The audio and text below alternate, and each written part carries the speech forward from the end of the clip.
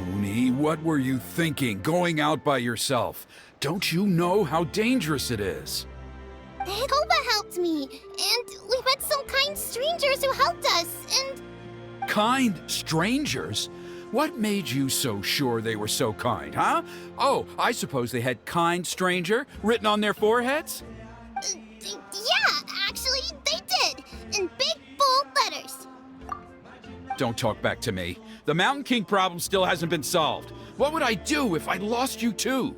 No dinner for you tonight. They were good people, Dad. Dinner or no dinner. Hello again, Huni. It's Miss Paimon and Miss Traveler. Dad, it's them. They're the ones who helped me. And I promised we'd take care of them if they came to visit. Oh, so you're the kind strangers. Well, I'm Trinidad. Apparently, you helped my daughter today, so if there's anything you need, just ask. As an elder of the Scions of the Canopy, I've got some influence around here. Now, I trust that you're sensible people who know better than to take advantage of their host's generosity.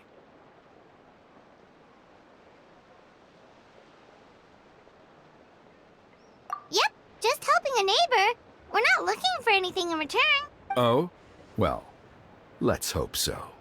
Dad, please! They're not bad people. They've eaten at the same table with Kanich before. Be nice to them. Kanich? Wait! I heard that two mysterious travelers from afar showed up at the Stadium of the Sacred Flame. Are they you? And Paimon's the other. I do apologize. A lot's been going on in our tribe lately, and I suppose the pressure must be getting to me. I can't believe I was so rude to you. I feel ashamed.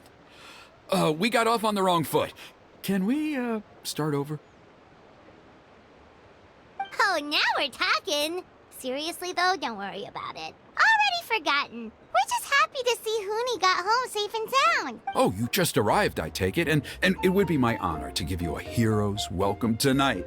Careful now. That's quite an about-face. We've heard that kind of thing can lead to spontaneous combustion around these parts. My dear traveler, you are very perceptive indeed. Go inside now, Huni. Dad's got some important business to discuss. Okay. Look after Miss Traveler and Miss Paimon. They're very special guests. Well, we'll hear you out, but we can't make any promises that we'll be able to help. Well, this is a matter of utmost importance. Please, allow me to explain. For many years, our tribe has celebrated the Turnfire Night. It is a traditional ceremony among the Scions of the Canopy in which we remember our ancestor, Burkina, and his companion, Kangamato, the Mountain King. Burkina was a hero who bore the ancient name Malipo, and Kangamato was a powerful Yumkasor warrior. Together, they fought against the Abyss. They were victorious, but it came at a great cost. Burkina paid with his life. The Mountain King survived, but was contaminated by the Abyss, and he remains in hibernation to this day. Normally, Yumkasors never live longer than a century. It is possible that the Abyssal Power is responsible for his unnaturally long lifespan. Oh, that's right. The Mountain King is a living symbol of our glory, but even this glory comes at a price. The abyssal power inside him is highly sensitive, and when it is disturbed, he awakens and flies into a blind rage, attacking anything that moves. So, besides the ceremony, another important part of Turnfire Night each year is cleansing the abyssal power inside the Mountain King so that he will remain sound asleep.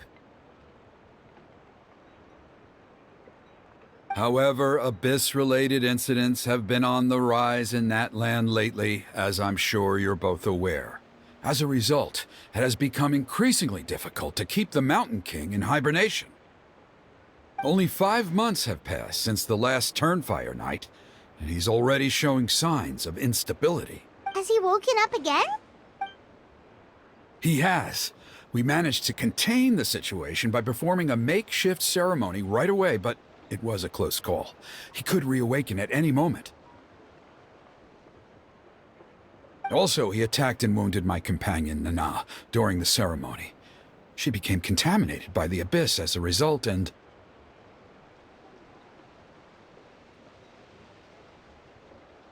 We heard.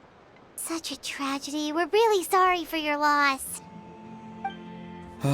Yes, and Nana wasn't the first. Anyway, right now we're preparing for an exceptional Turnfire Night ceremony, and we need to find a suitable flame bearer. From what I've heard about your adventures, I believe you would be perfect for the role. Of course. Plus, he's a bona fide hero who inherited the Malipo name. Oh, you mean Kanich? Yes, he's the one. A hero, worth his weight in gold.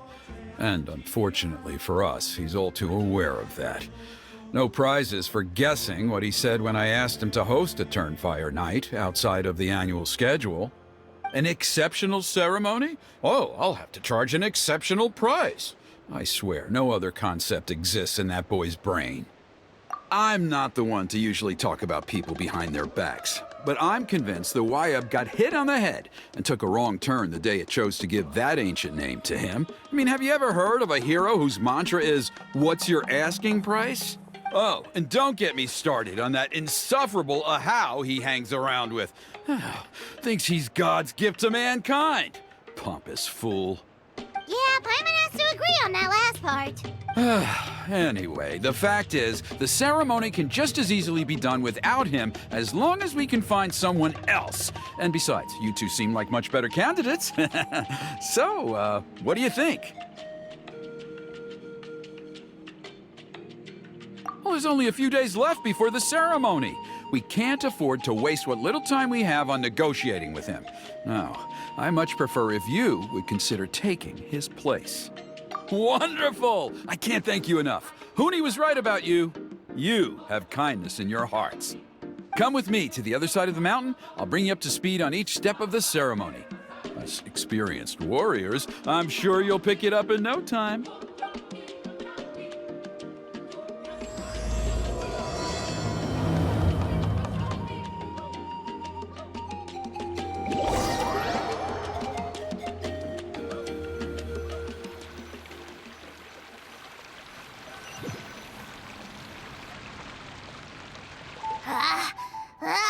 Achoo! Curses! Who dares insult the great Kahul Ahau behind his... Oh, great Kahul Ahau, bless you. Shut your filthy mouth, worm of the abyss! Your putrid words defile the air we breathe. You make the almighty Dragon Lord, Kahul Ahau, sick to the stomach! Speaking as a member of the Abyss Order, that's music to my ears. Exactly the kind of reaction we're going for. But on a personal level, I gotta say, it's pretty hurtful.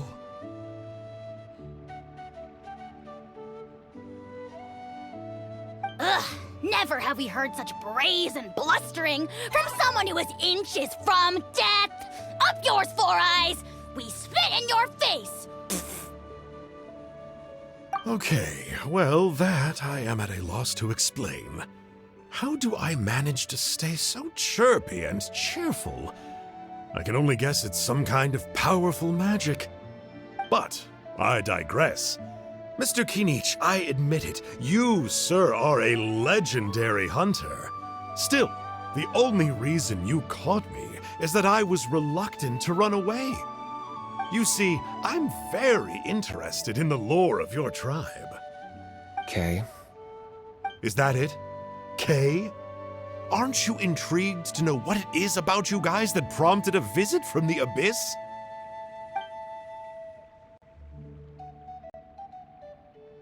It's the extreme sports. The other day, I narrowly avoided getting hit by a very brave soul who just leaped off a cliff. I think you call it bungee jumping? Anyway, I was very impressed. That is what I call embracing the spirit of adventure.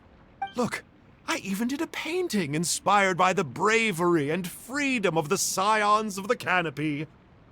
You scum-sucking swine! I swear, if you go bungee jumping, it'll be without a rope! Head first off the tallest cliff, with a band of hunters on your tail, and nowhere left to run, and a bottomless cesspit waiting for you on the ground. You say that, but I get the sense that Mr. Kinich isn't planning to take my life right now. On top of that, I'm tired of spying on you from afar. So why don't we just negotiate a comfortable operating distance that works for both of us? I've heard that the most important thing in human relationships is to respect each other's boundaries. What do you say, Mr. Kinich? Or you could tell me what it is you're really after. What? And then I'll name my price.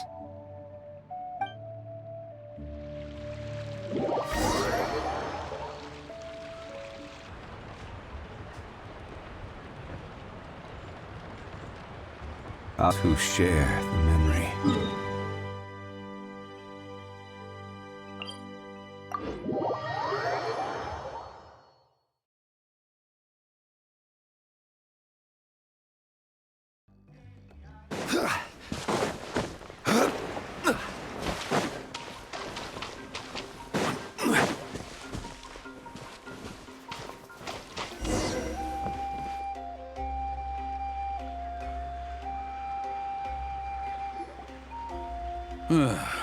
The Abyss contamination is back.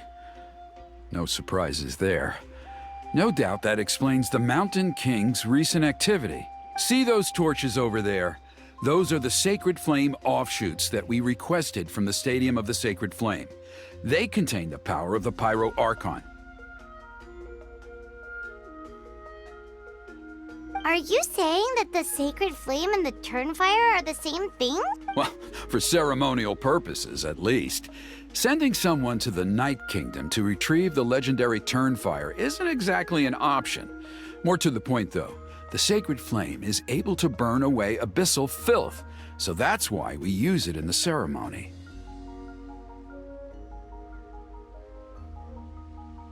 Gotcha! So basically, we just need to clean up the filth with the Sacred Flame. Well, that's one part of it, yes, but the complete ceremony is a bit more complicated than that. First, the flame bearer must collect a kindling of the sacred flame from the starting point, then use a grappling hook to fly up into the sky and light each of the sacred flame pillars.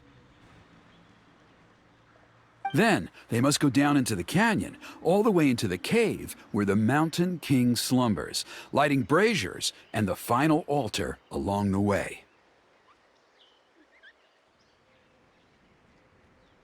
The most skilled flame bearers can accomplish all of this without touching the ground once. As much as I hate to admit it, Kinich is capable of this. Wow! He can do all that flying without ever falling to the ground? Well, of course Paimon can. It'd be much harder for you guys. Well, don't worry. It's not a requirement of the ceremony. You're allowed to touch the ground. The only thing you're not allowed to do is turn back. The flame bearer must always keep moving forward. You can't skip a pillar, then come back to it after lighting the next one. To do so would be to disrespect our ancestors.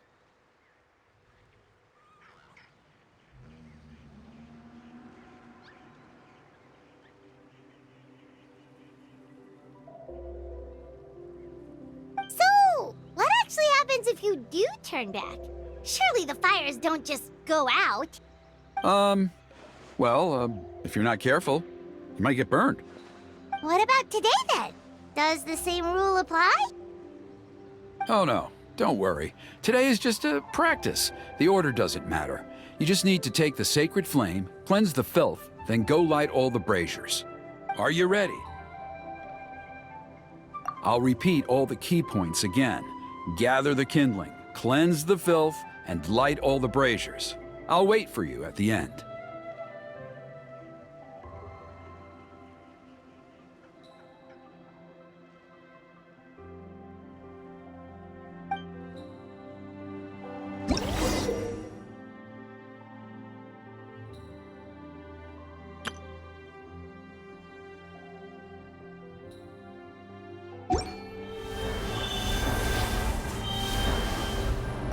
Alright, let's use this kindling to complete our mission.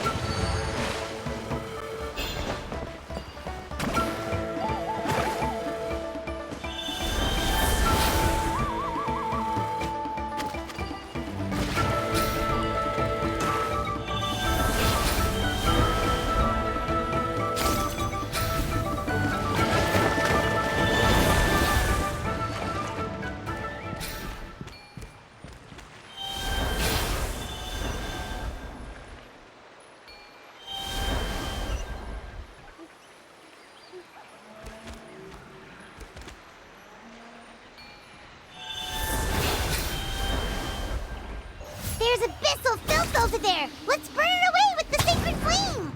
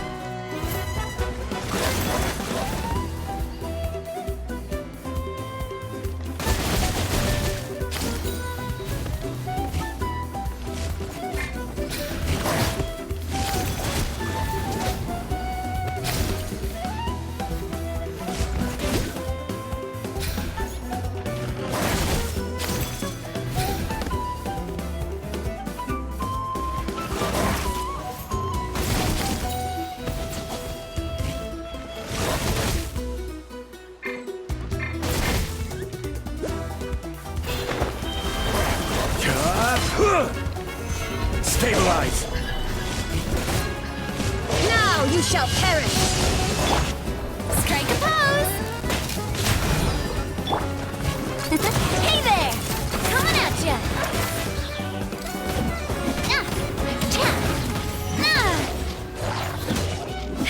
Attack! That's... Hey there!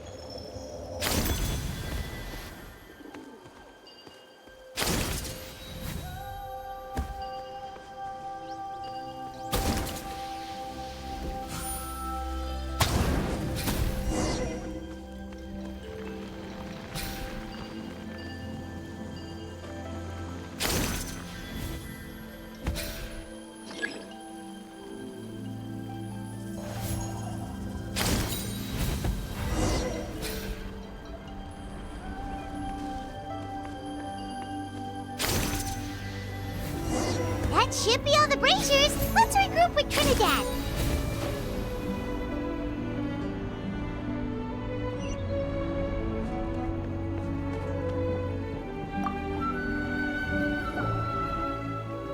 I knew I was right about you. You have outperformed all of the other previous candidates.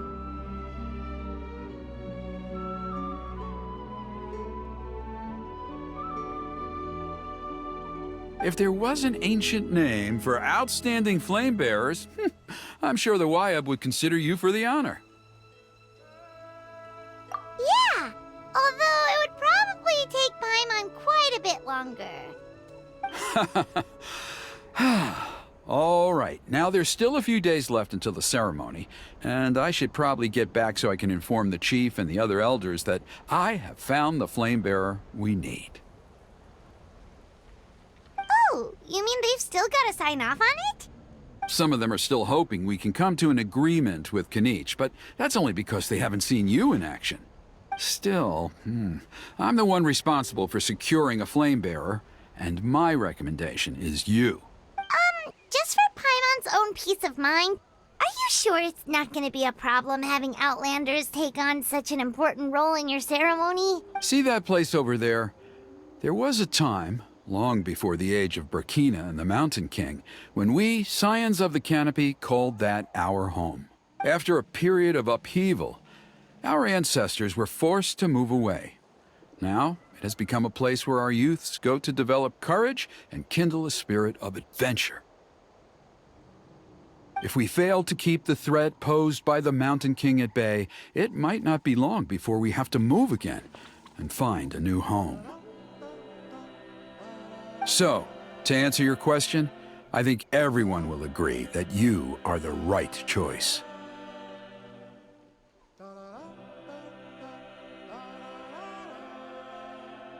Fair enough. Desperate times call for desperate measures. I'll need you to drop by my place at some point before the ceremony, if that's all right. There are still a few final details that we need to discuss. Okay, see you later then. You have my gratitude. We've helped out with a lot of other local festivals before, but this one feels a little different. Anyway, let's take a break before heading back to Trinidad's place.